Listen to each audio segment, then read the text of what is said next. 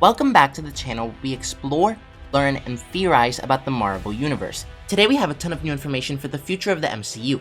If you're new to the channel, I do daily Marvel videos, so be sure to subscribe to never miss out. Now let's get started.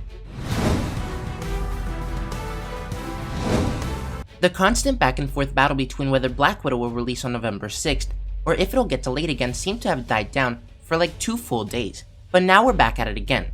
Black Widow's makeup artist liked the picture of both a VOD and theatrical release, and then Amit Chowdhury on Twitter said, according to my sources, Disney have sent a cut of Black Widow for the localization process across different countries, and Disney India received their cut earlier this month, as they're set to dub it in 5 Indian languages. This indicates that Disney is gearing up the preparations for Black Widow's international release, and it's a positive sign for those who were hopeful that we might not have an MCU-less 2020 after all. So things were looking great, and then according to both Deadline and Variety sources, Soul's rumored Disney Plus release isn't guaranteed, with the studio still hoping for a theatrical release of the animated movie on November 20th, which should be a good sign for Black Widow's theatrical release as well, right? Well, according to both Deadline and Variety's crazy logic, that somehow translates to Black Widow getting delayed as well.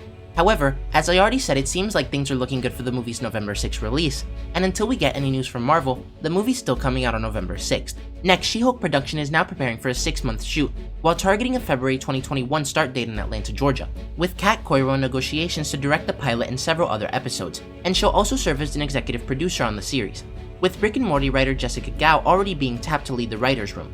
Next, both Anthony Mackie and Sebastian Stan are back on the set of The Falcon and the Winter Soldier, joined by Emily Van Camp and George St. Pierre, who played Batroc the Leaper in Captain America the Winter Soldier, meaning that he too will appear in the show, and it seems like the plot leak that came out a few months ago, which talked about Batroc and Omega Red appearing, and Sam and Bucky calling themselves Blit Brothers, could be somewhat true. But that's not all, as thanks to Atlanta filming, we now know the set for Loki is being built, which means that the show is getting ready to resume filming again soon as well. And we also got the trailer for The Mandalorian Season 2, which releases on October 30th, meaning that we could start getting some new Marvel trailers as well, possibly for the Eternals or the Falcon and the Winter Soldier in the next few weeks, especially if Black Widow doesn't get delayed again. Next, it was pointed out yesterday that Agents of S.H.I.E.L.D. had originally wanted to use MODOK, but were told that they couldn't, which led most people to believe that it was because of MODOK appearing in Ant-Man 3.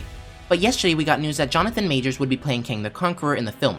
However, Pearl's initial Deadline report says that Kang is one of the villains, so it's still entirely possible we get Kang and MODOK in one movie. And lastly, Fandom Wire exclusively revealed that Sony is developing a Spider-Girl project focusing on Anya Corazon. But let me know what you guys think about all this. Out of all this news, what are you most excited for? The possibility of an Eternals or Falcon and the Winter Soldier trailer, that all the MCU shows and movies up to She-Hulk are getting ready to or have already resumed or started production, or that Sony's developing a Spider-Girl movie. If you enjoyed the video, don't forget to like, comment, subscribe, and turn on post notifications so you'll never miss another video. Thanks for watching, and remember to wash your hands and stay safe.